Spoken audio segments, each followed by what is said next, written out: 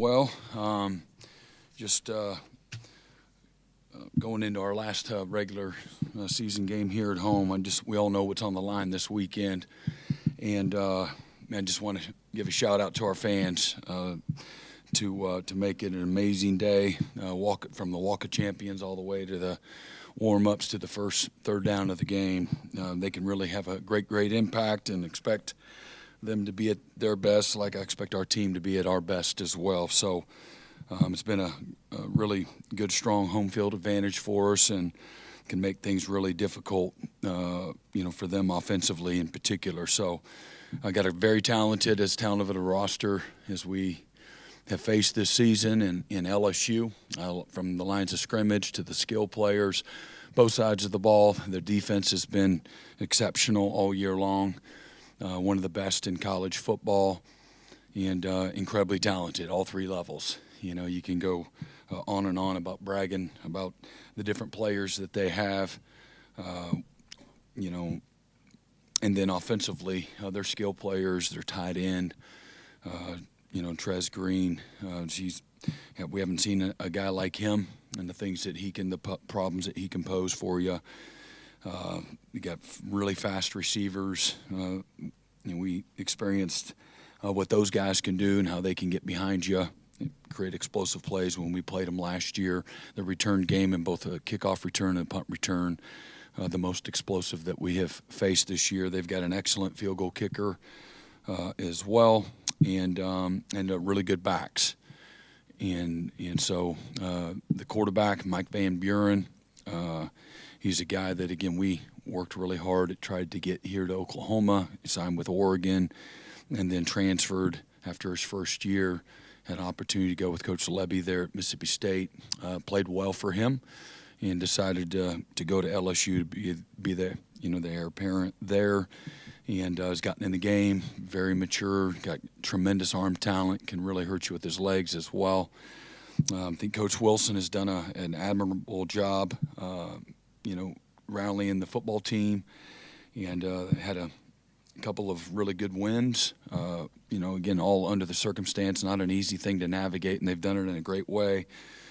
And the team's playing and competing at a really hard, high level as well. So, going to be a great challenge for us, and something I know our guys are, really excited about.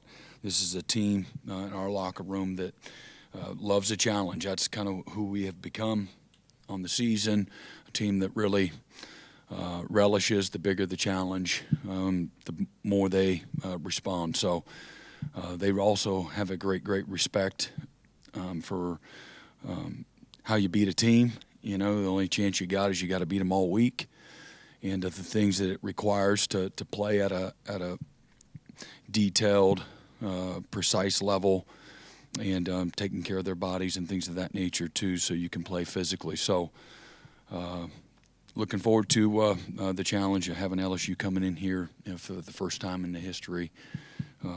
So with that, I'll open it up for questions. Brent, last week you talked a little bit about the running back depth and it being tested. Xavier was the only guy that we really saw in the game this past Saturday. With him banged up, Torrey banged up, do you anticipate anybody else being able to help you guys in that room or be available for you guys the rest of the season? Yeah, Taylor Tatum was for the first time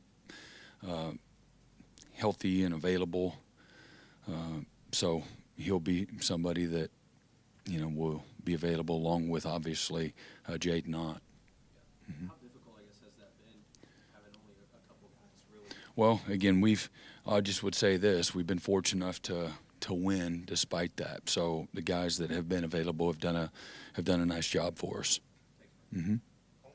Yeah, Brent, we were talking to John last night a little bit just about the offensive struggles, finding rhythm, and he sort of put it all on his shoulders and took a lot of responsibility for it. I was just curious, going into a game as important as this one, what is his leadership? They're all important, right? Yeah. This is no more important. They're all been very important. He's been great. He doesn't walk around like he's carrying all these heavy burdens. He's an alpha. He's somebody that runs towards that responsibility of what you got to carry, the weight that you have to carry at that position. And I think it brings out good qualities in him as a leader. The team sees him working every day, and he's got great humility, but he's got great passion and energy at practice. You guys see a very calmed down version. He's incredibly competitive, tough-minded, talking noise, and he's just a lot of fun to be around as a teammate, on the field. But he's serious about his business too. He's got a great blend. Mm-hmm. Yeah, you talked about when Troy Everett went down earlier in the season, him finding a different way to be a leader for this team. What's that looked like since his injury, and how much has he still meant to the locker room? He has stayed emotionally engaged. He cares greatly about his teammates and this team, and certainly being his last year. So, again, a guy that's been very, very invested on the field, off the field. He's got great relationships with everybody in the locker room. So it's a very natural place for him, I would say. I think coaching is in his future. And just a real natural when it comes to, find ways to contribute, from a leadership standpoint. So I think he has a way to make guys laugh when he needs to, but also a voice of reason when it's time to buckle up and, you got to do a little more. I think he's always been a guy that he has no filter, and it's a healthy way, but he has no filter when it comes to saying what's on his spirit, and is well received by his teammates. I think he's gotten better. A couple years ago, sometimes maybe the delivery needed a little bit of polish, but he's really learned, how to engage his teammates to bring out, good qualities in them. Mm-hmm. With Reggie missing the first half this weekend, how do you navigate that cheetah spot beyond just leaning on Kendall, and what are the challenges of that for you as a defensive coordinator? The number one challenge is how to, we have players that can play it. They've got great skill to play that position. So you're looking to what's the easiest transition there, and so we've worked through that from a scheme standpoint and the ability maybe somebody playing more than one position, because you don't want to compromise, the ability to execute the things that you need to execute within the game plan. And then the other is just how do you not overwork somebody from a repetition during the course of the week, and have so much again tread on the tire. So we've again got a good plan for that, and so we'll see how that goes. Yeah, and on the running backs, Javonte I know has been banged up, but I also realize he may be thinking about keeping his red shirt. As a head coach, how do you deal with that aspect of the game, knowing you got a guy that might can help you, but he's looking out for his future? How do you? It just seems like another element of your job that you got to deal with. How do you deal with that? Yeah, I think good question. I think every case is a case of its own, based on who that person has been and a body of work. So try to navigate that appropriately, just like you would, discipline in the moment, or big discipline issues. We have a set of rules, but again, how you treat everybody, based on, again, maybe if it's a young guy, you give him a little more grace. An older guy, hey man, you should know better. Things like that. So that's really the way you're dealing with it, is based on, again, who they've been since they've been here. And at the end of the day, we have a different environment that's not the player's fault. They have lots of different options now, and so I look at it with that lens as well. Can't blame guys, for wanting a little more of this or that, and looking out for their futures. I don't think it's necessarily a selfish trait, but we've created an environment that has some selfishness to it, and from an environment standpoint. So my job is to make sure that things are not a distraction, and people are contributing and working and showing up, with a diligent, mindset and work ethic, things of that nature. And as long as those things are good, I'm pretty capiche about all of it. How would Yeah, he's in good standing. Yeah, Brent, you mentioned after the game on Saturday that the winning formula for you guys could include special teams, winning on the margins. So I'm just curious, with that special teams unit, the plays they've been able to make, when did you kind of realize that could be part of the way you Prior to the season, with so many returning guys, last year there were some things that were really good. We gave up a late in our regular season finale at LSU. We had been really good until that happened. I think we were top 5 in the country. And then that happened where we gave up a 90-plus yard kickoff return. But, again, that was year 2 for several players. Year 1 for a bunch of freshmen like Boganowski and Powers and Hardy all played significant roles for us a year ago. And that with all of the other guys just start thinking about the linebacker room and the safety room in particular. And then some of the guys this is year 2 for them, year 3, year 4. Guys are really understanding. They're hearing the message, buying into the message, seeing the impact through maturity and through some success. So prior to the season was really hopeful, and then we were able to, make ourselves better through the portal, as well, with some of the specialists. along those lines, with Tate Sandell's named as a finalist for the Luke Rose Award? Just how neat is that to see just the season he's had? Yeah, it's been a huge part of our success this year. Proud of him and how he's handled, his success. He's the same guy every day. Really, really high standards. He's actually a great leader, not just by showing up every day and working and things like that, but he's got a big voice. Players really like the things he has to say. He'll stand up and not flinch in front of the team. Just as I told you guys before, he looks at himself just a little guy, but he don't see himself as just a little guy. And so he's got a lot of courage and toughness to him that resonates with the rest of the team. Brent, every senior day, I'm sure, brings its own emotions, but this 2022 class is the one that you came in with. Mm-hmm. How's Saturday going to feel? And what do you remember about some of those conversations where you were trying to keep them committed and maybe you didn't even know you were kind of learning about them at the exact same time? Yeah, it's a group of guys. There's no quit in them. A group of guys that are incredibly close. Their family. Their families are your family. You've gone through just life. The last 4 years with them, and what an honor it is. Incredible men that they've become through a lot of intentional effort and maturity. Just have a great appreciation. There's a football piece. There's a leadership piece, the quality of the humans that they are. So all of those things, I got a lot of admiration and respect and appreciation for them. Saturday's another game. And, for me, my message to everybody else that's in the locker room with them is,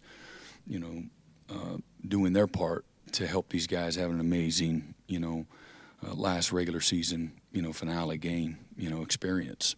I think that's really important. We talked to Kendall Daniels last night. He said coming here was his best decision of his life. How have you seen him embrace that decision and become one of the leaders on your defense? Yeah, it's really pretty remarkable for a first-year guy to be able to do that. Haven't seen that a lot. He was, an All-American, 4-year starter, and he came here from the moment he got here, and he's somewhere not in the front of the line. And he endeared himself to his teammates through not having a whole lot to say. He had good juice, good energy, but embraced whatever role that we asked him to do, learned multiple positions, and busted his butt every single time he had an opportunity to get in there. So there was never any assumption or conversation about, hey man, you're going to be the guy. And then he wasn't the guy, and then he's disappointed, and then you're dealing with coming to see you and things like that. So he just had a mindset: I'm going to get what I earn. I'm going to create opportunity for myself. I got a lot to work on from a language barrier and scheme standpoint, and that's all he's done. Man, he's a country kid, country boy. very, very simple. He loves his family and his fiance and his teammates. He's a really simple guy and loves ball, really natural at it. He earned a lot of respect from the teammates because of how he handled his transition. It's competition, and a guy that has a nice, career on a stat sheet, but he never came in here with a presumptuous mindset. And so I think he endeared himself. I think that's been incredibly important for his success that he's had, and he's going to play this game a long time.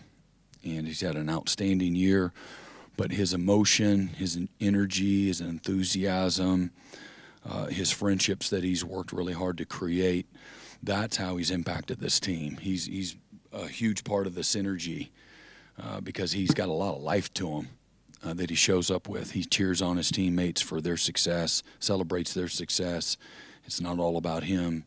And that's a really cool thing to see when, again, they've spent a very short amount of time together. But he's got wisdom beyond his years. Again, been a fantastic leader for us and has really been a big part of our success. Before the season, he said he wishes he had more time with you. Mm-hmm. You wish you had more time with Kendall? Oh, yeah, for sure. But, I don't see it as, okay, the end's coming up here pretty soon. I don't see it that way. This is just the beginning from a relationship standpoint. And he's got family here forever. Relationships are forever. It's not conditional on how well you do or how long you're here. Once they leave, you're always going to be in their corner and supportive and staying in touch, things like that. Mm-hmm.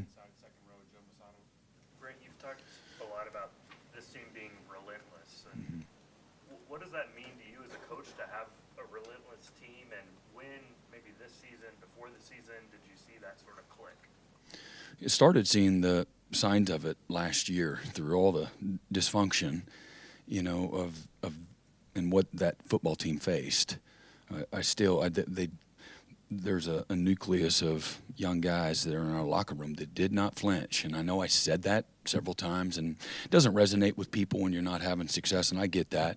But I, myself, and the rest of our staff, we saw the things that are a precursor to having what we see right now. And so everybody sees the success, but they don't see all the things that I'm talking about, behind, closed doors and in all the sacrifice and the discipline and the consistency and the messaging, the leadership moments, the defense going over and saying, man, we got your back, and then meaning it and being there and not blaming and pointing fingers and, again, being 1 foot in, things like that. This group of guys were everything but that.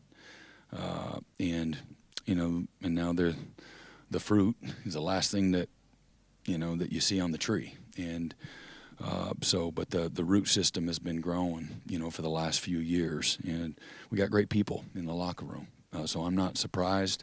We brought additional, I think that we talked about Kendall, and there's so many guys that you can also put into that, circle that have been tremendous contributors when it comes to the leadership and the team morale and the synergy. You can go on and on and on, but humble guys that like to work, that are relational. So you guys talked to Troy last night. That's who he is, and he builds bridges. John Mateer, somebody that's just like that. The humility of a guy like a Torrey Blaylock as a young freshman phenom. The hunger and the innocence and the competitive spirit of a guy like,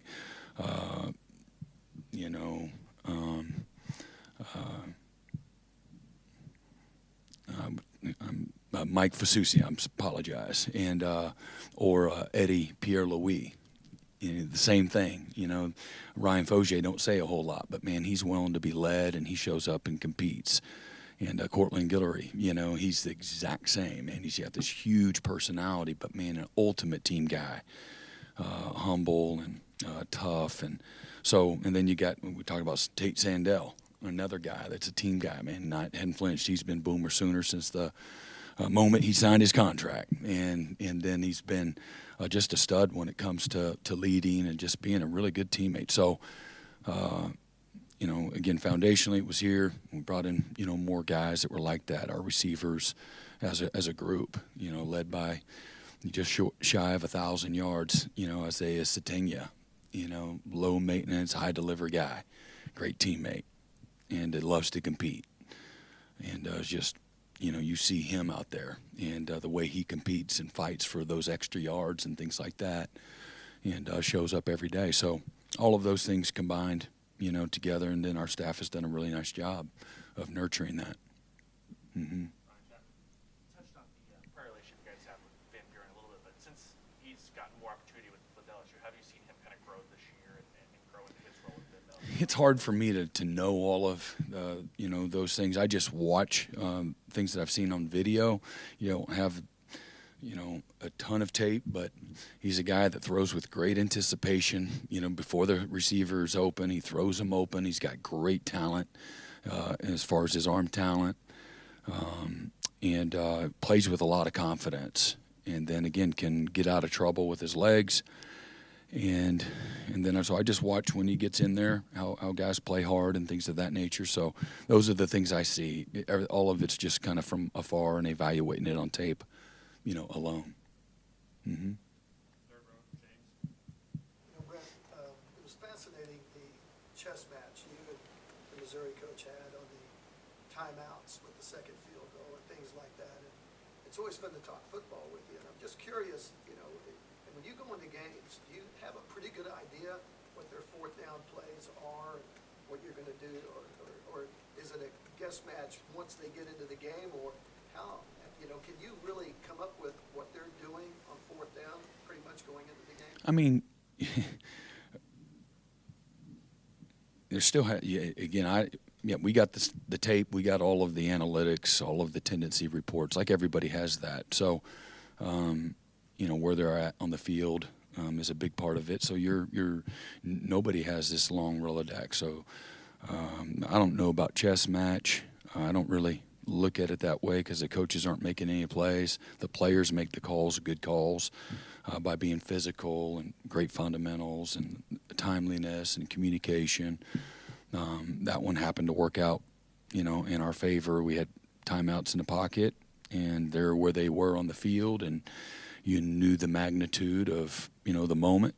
And so we're fortunate to be able to see what they might have done. It still might have. You don't know for sure what exactly it was, but it was this or this.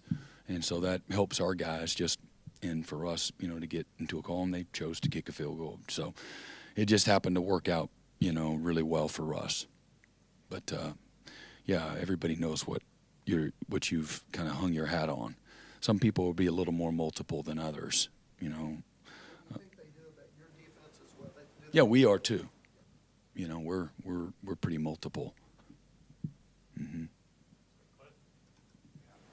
So we've talked about how good Tate Sandel's been this season.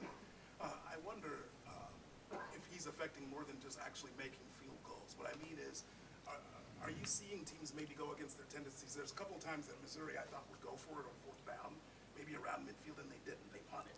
I wonder if the threat of him affects teams in terms of maybe not taking that risk and putting you guys in scoring range. Are you seeing teams going against their tendencies? Yeah, I think if you have somebody that can't make field goals and the other team can, I think you take all the information and you put together, hey man, this is how you see situationally it going this week. And I can't testify to the fact of whether or not that had to do anything for them or not. But you take in all the information. It's all very important. What they can and can't do, what they're good at, what they're not good at. And then you have a game plan that's tailored, in subtle ways, but important ways, to that. So if you have to go against a guy who's that good, would that possibly affect you on a fourth down route? Well, I don't know. My job is to keep them guessing. So, but yeah, you take in all the information. We're playing a team this week that can make all the field goals, and their specialists are really good. Mm-hmm. Hey, Brent, you made the decision to call this defense and coach this defense closed out some really big games that have set this team up for a playoff opportunity. When you kind of reflect on the success that side of the ball, what does it mean for you personally to be in this conversation, to play Saturday for this playoff spot? Well, I mean, you've always put that kind of pressure, on yourself as a coach, that everything rides on, your position or your unit's ability to produce. That's who I've always been, and the staffs that I've been on, hold the same type of philosophy, mindset, attitude. Again, the credit goes to the players. They're the ones that are putting in the time, straining, knocking people back, getting off the ball, chasing, just with incredible passion and pursuit and physicality. And then our staff. I've bragged on our staff. It truly is a collaboration from the Sunday when we get together and we wrap up, post-game analysis from last week's game, and then what we got to do together. We literally spend 10 hours together in a staff room every single day, and we're constantly talking ball, situationals, packages, personnel, moments in the game, and I've been in staff rooms where there's not the collaboration, there's not the synergy, there's not the depth of vision and understanding at both the front end and the back end. And we got a great room of coaches, and all the way to game day. Hey, what do you think? Or I'm asking them in person as my mind is churning. So the success is a byproduct of, again, the players and our staff, without question. For me, I wanted the responsibility. I didn't want anyone else in the building to feel the pressure of that, on y'all wrote the stories, and again, look, I'm not, you haven't heard me come up and, I've given statements about where I think things are and what we need to do, and, what's the plan to make things better and back to the standards of this, university's expectations and so forth. And so I carry the weight of that, and I get that. I have clear vision for that. But I didn't want anybody else to have to show up every day and carry that burden. I wanted to carry it. It's my responsibility. And that's, again, something that I've cut my teeth on. That's why I was hired. And so I had confidence in our roster and confidence in our staff, to play at the level that we're playing at. And doesn't mean that it always happens for lots of different reasons, but we got a great group that are bought in and have worked really hard, both player and coach alike. I'm incredibly thankful, for them. So obviously this late into the season, and you're a defensive guru. Do you see things, or when you see things that the other offense is doing, what's your communication like with Ben Arbuckle this late into the season? Does he have full reign over the offense, or what's the communication that goes in between you and Ben Arbuckle? Yeah, it's constant communication. Hey, Ben, they're not going to get another first down in the game. Let's manage it well. I don't want to run every snap. I don't want to throw every snap.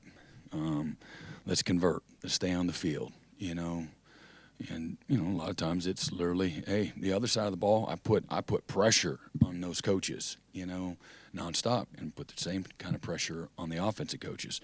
Pressure is to stay on the field, not just not turn it over. Stay on the field, move the ball, create field position, go score.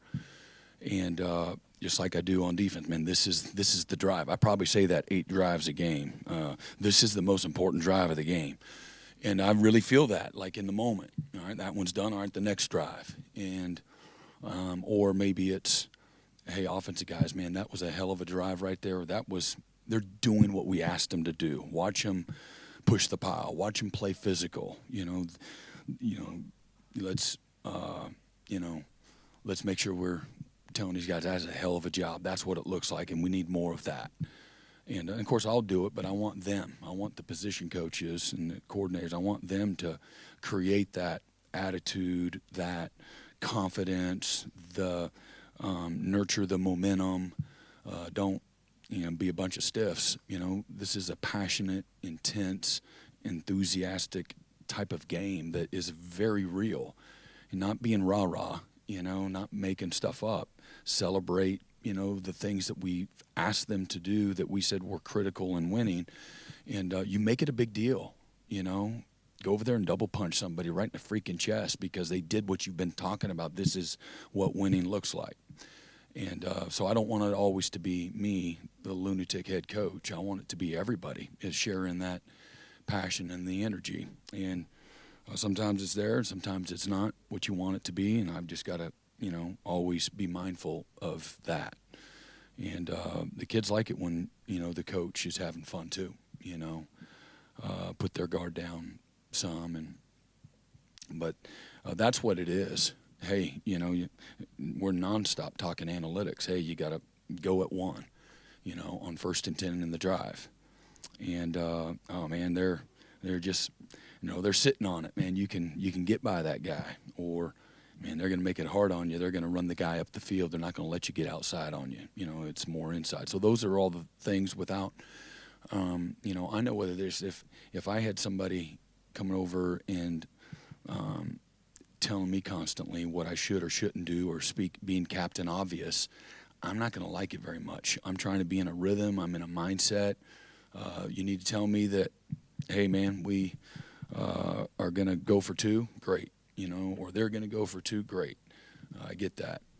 But it can really, it can get you out of whack too. You got to there's a fine line, That was a terrible drive. That was exactly opposite of what I just asked for. Sometimes that doesn't help. And so you got to figure out what the delivery, needs to sound like. But, and then handle, people and players accordingly. I hadn't had to say anything to, Grayson Miller because he's been outstanding. But I did on Saturday when he put, we're at midfield and we punt twice and it goes in the end zone. And so now they're like 25, 26-yard punts. We should have considered going for it. And so he had to hear an earful. Next thing you know, we put it inside the 10. I don't think that my motivational and some of my remarks were the reason why he was able to put it inside the 10. But now it's a moment where I can say, see, Grayson can take a butt chewing and responded the right way. And we talked about that in the team meeting, yesterday. So, but it's, you're constantly collaborating, throughout the course of the week. We go against each other a lot situationally. Those are all very detailed and planned out moments of practice that are all about game day simulation. And so we're constantly talking, okay, they're playing this concept on defense. Hey, these are the things that I don't want to see. These are the things that we've been burnt. So maybe you give them, the videos, things like that, to show them, how to, attack a certain scheme.